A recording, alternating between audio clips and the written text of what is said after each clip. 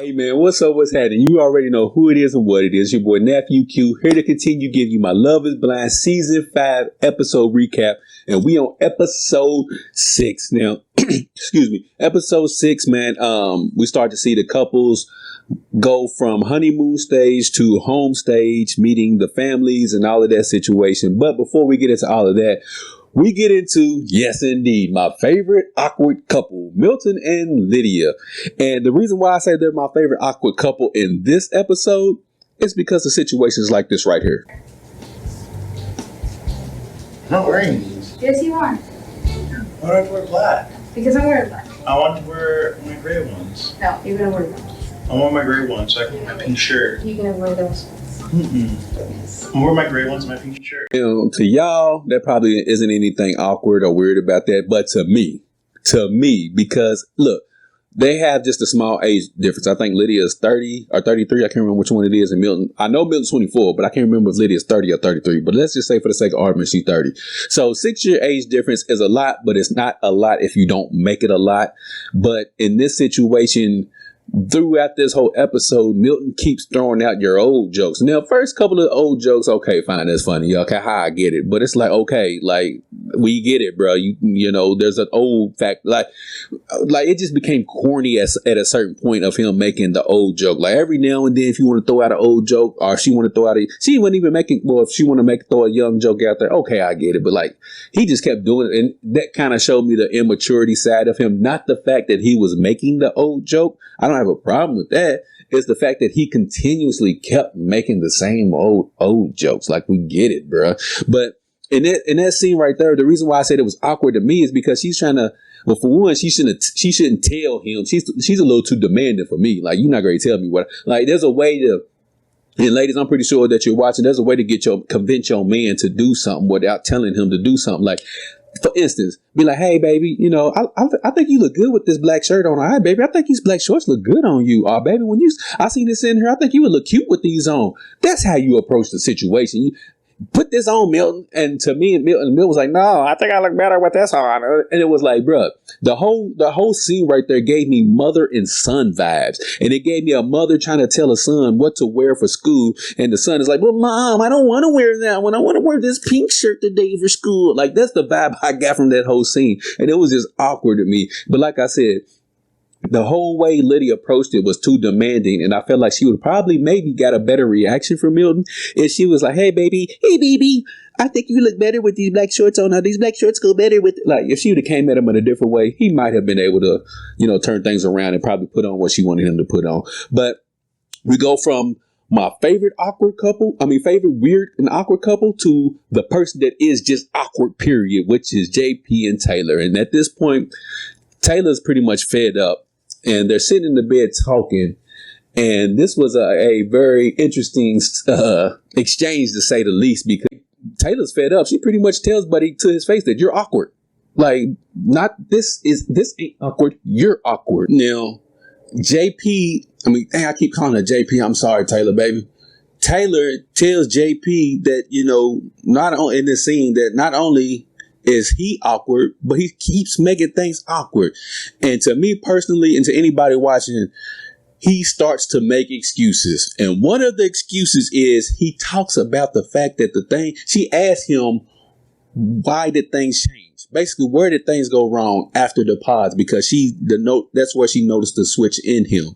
And he basically tells her things changed because when they did the reveal and he seen her for the first time, she had on a lot of makeup and it felt fake to him. What? Like this, without any makeup, it would have been better. He basically tells her that things changed, and basically he didn't like that she wore makeup. He tells her that he felt like she was being fake because her face was caked up and she had on fake eyelashes and she presented herself. Like, bro, how did you get all of that information just because she has on makeup? Like, I'm just trying. Look, let's be clear on one thing, man. Look, first and foremost, if a woman wants to wear makeup, that's her right. But my thing is, there's a way to deliver that And although I know JP is just making excuses for whatever reason, I don't know. I mean, maybe y'all can help me out in the comment section. I can't pinpoint exactly what JP's issue is, but it ain't no damn makeup. Like, that's not the issue. Maybe he just isn't that attracted to her, period. Maybe that's the issue, and he just doesn't want to say it to her face. But I know it's not no damn makeup, because at the end of the day, you should be like, hey, baby, I'm just not used to dating women who don't wear a lot of makeup. And he could have just left it at that. And she would have been like, oh, well, and then they could have had a conversation about that. But the way he went about it, the way he tried to tell her that he doesn't want her to wear makeup, and she's basically, and she has a great point. She was like, you didn't even know what I look like because I was in the pod. So how would you know that I look better without makeup than I did makeup when the first time you seen me, I had makeup on? Like, what are you talking about? Make it make sense, bro. That's why I said at this point, he's just grasping at straws and it's not making any sense at all. And I think the makeup thing is just an excuse because there's something else as the reason why he isn't as engaging with her. But it ain't about no damn makeup. And at this point, Taylor starts to have enough of it. She's sick of the shit. Don't wear makeup. I'm gonna do what I want to do. Then you go ahead. You're not gonna tell me what to do. And now Taylor, JP is starting to get frustrated now and telling her, well, not to wear makeup then. And Taylor's like, she's like, you're not going to tell me not to wear makeup. But at the same time, I feel like, again, if JP's delivery was a little better, if that was really the issue, which I don't think it was the damn issue, but if that was really the issue, his delivery should have been a little bit better, saying, hey, baby, I'm just not used to women wearing a lot of makeup on. So when I seen you, it kind of threw me back a little bit because that's not what I'm used to. I'm just trying to get used to dating and being with a woman who likes to wear a lot of makeup. It's something new and something different for me. That's how you handle that situation. And then maybe she can meet him halfway and say, hey, look, I understand that. I do like wearing makeup, but I will try to wear less makeup around you, or I will try to sometimes not wear any makeup. That's how you compromise and work that shit out. You don't just tell her, well, I don't like you because you all caked up and I think you was fake because you wear makeup. Like, bro, what? How you get that assertion from that? So, that was just wild within itself. And it ends up leading to a situation to where Taylor's like, well, I don't think I need to stay all night here. I'm going to go sleep somewhere else. You sleep here. You do what you got to do, but I'm not going to be around this man any longer. And they do separate for the night, and they do meet up that next morning down in the lobby where Taylor at this point is fed up. You can tell she's fed up at this point because look at Taylor's face right here. You can tell, fellas, whenever you see a woman make this face right here, you can already tell she is fed up. She ain't got time for you. She ain't trying to hear nothing you talking about when a woman makes that face. And throughout the whole conversation, JP talking to her, she's steadily making. If you go back and watch that clip or that scene, the whole time he's talking, she's like, what you say? She ain't even listening to the buddy. She sees his mouth moving, but she ain't heard nothing that's coming out of it because she's done. She's mentally checked out, and she lets JP know, like, look, I told you about these issues. You didn't want to fix them. So cool. I got to do what I got to do. Last night was the last straw. You talked about my makeup and all of that. Cool. You go do what you got to do. I'm going to do what I got to do, but I'm up at this thing. But fellas, anytime you see a woman looking at you dead in your face while you trying to apologize or explain something to her and she got that look on your face, no, for one, she ain't listening. For two, she done mentally checked out. She just wait for you to shut up so she can tell you that she's up out of there, dog. And that's exactly what she did to JP at that point. And JP, bro, you ain't got nobody to blame but your damn self because she kept telling you what the issue was. You didn't fix it. The conversation y'all had in the bed, you came up with all these excuses as to why it was the issue that it was. But anyways, let's continue on to our favorite awkward couple. As we get to Milton, pulling up to Milton's place. Right here, you can see where they go into Milton's apartment, and she's basically telling Milton that he lives like an undergrad. Well, my man is 24 years old. What did you expect this man to live? Did you expect this man to have all types of home decor and Persian rugs and, all types? Like, he's 24. He's just a couple of years removed from college. Like, what did you expect? How did you expect this man to live? So your expectations of his living conditions should have already been lowered before you even got to his place, knowing that he's 24. So don't expect too much. Expect little, hope a lot. But anyway, also with this scene, JP, I got that damn couple on my mind. Milton and Lydia, while Lydia's around his place, she finds some Playboy. Bruh, it is 2023. It is almost 2020. Why in the hell do you have Playboys? Let alone why are you hiding Playboys? For one, you a grown ass man. For two, you a grown ass man with your own spot. So then why do you feel the need to, one, have Playboys, two, and to hide them? And on top of that, you have all of these websites. Not that I know about any of them, but I'm just saying they're out there from what I heard.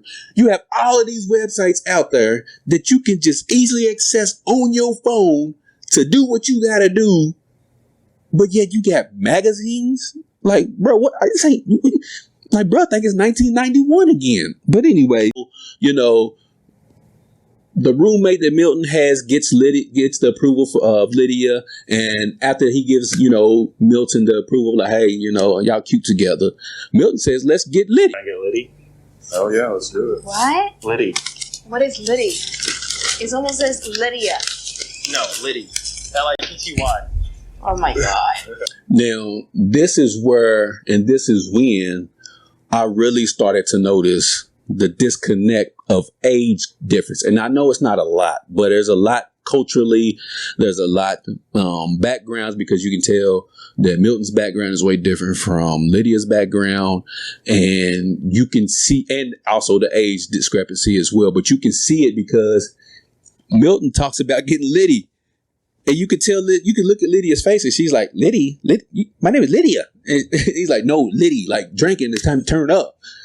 And I was like, yeah, bro, like that, their age difference is going to be an issue. And if I'm being honest, before I give next week's recap, they're going to make it to the altar, but I don't see them going all the way through with it. To be quite honest, I don't see none of these couples being successful. I think all of them are not going to make it, but that's neither here nor there, especially this one because of the age difference. And you can start to tell with situations like that where Milton is talking and thinking and reacting one way, and Lydia is talking, thinking, and reacting another way, and it's causing such a disconnect between the two of them. Now, enough with the weird couples.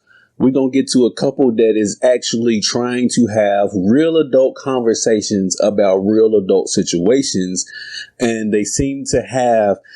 I know I said I don't think any of these couples are going to make it, but if I had to point to a couple that I think would make it, it would be these two, although I don't think they're going to, but at least they're trying to have the adult conversations that are need to be had in order to have a successful relationship. Because at the end of the day, if you're in a relationship with somebody long enough, you're going to have uncomfortable conversations. And one of those uncomfortable conversations is about money. Do 50-50. So like kind of just do it together. What about at dinner? I guess it just depends. No. Huh?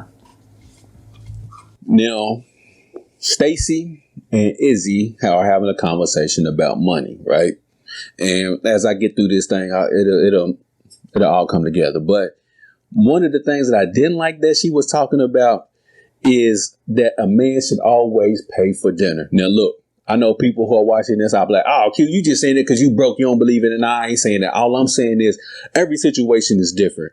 Some couples do 50-50. Some couples do you pay, I pay. Some couples are okay with the man paying all the time. But to have this idea and thought that a man should pay all the time without having a compromise somewhere in between there, that kind of rubbed me the wrong way, because if that's the case, if we gonna go back to the 1950s and thinking that a man should just pay for dinner all the time, okay then, Stacey, since that's what we're going with it, then you make sure that you always cook every day, you make sure you clean every day, and you make sure the laundry is done, because those are one things that that he thinks a woman should do. So if that's where we're going to go, then if you think the man should pay for dinner all the time because that he's a man and that's the things a man should do, okay, fine, then that's cool. But then these are the things I think a woman should do. So if you're expecting me to do this, I'm expecting you to do that. That's how you handle that situation. But again, to each its own, to every situation is different, like I said. And also, I don't believe a man should pay every time. Do I think a man should pay majority of the time?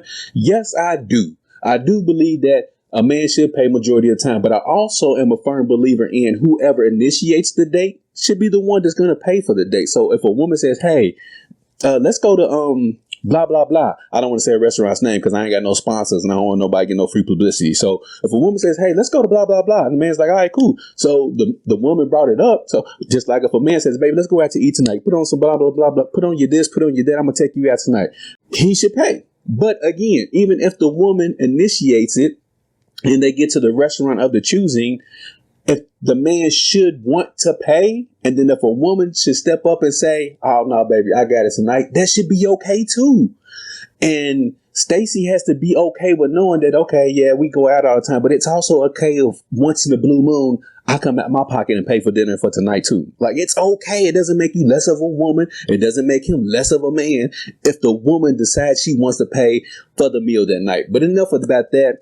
She talks about also travel expenses. Now, this is the one. Now, I do agree with Stacey on this part where she's starting to talk about travel expenses. I want to go to a really nice place. I want to have nice food. Like, I want to experience it the way I want to experience it. And for me, it's luxury. My boy's Izzy face at the end of that clip. Yeah, he's starting to have second doubts and rethink this whole thing.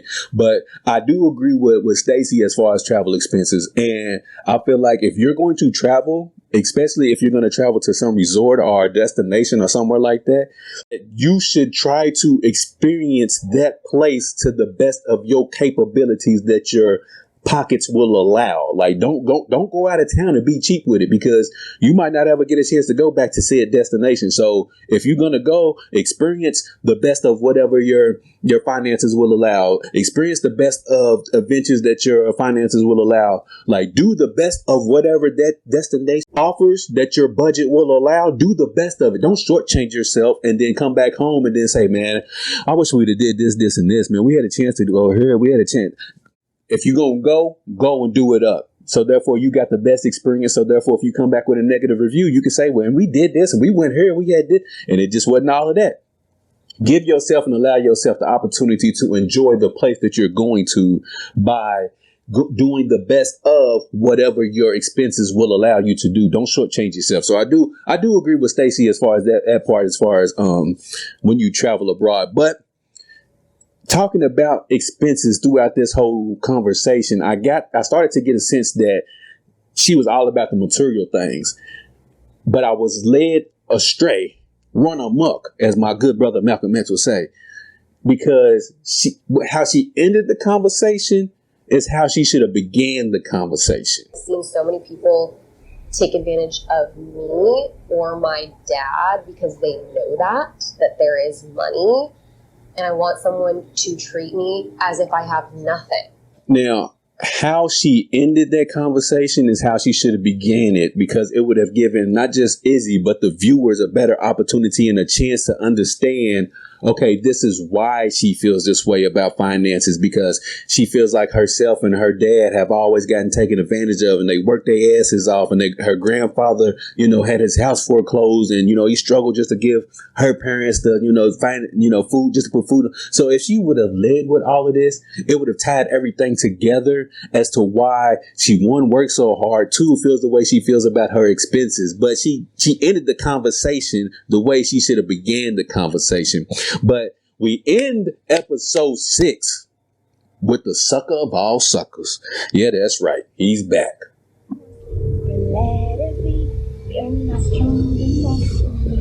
Yes, that's right. Episode 6 ends with King Sucker himself. King Sucker Uche comes back and meets up with Aaliyah in a restaurant. Aaliyah was looking fly too, by the way. I like the whole, curl joints that she had going on. She got some big, beautiful eyes. Like, she was looking nice right there.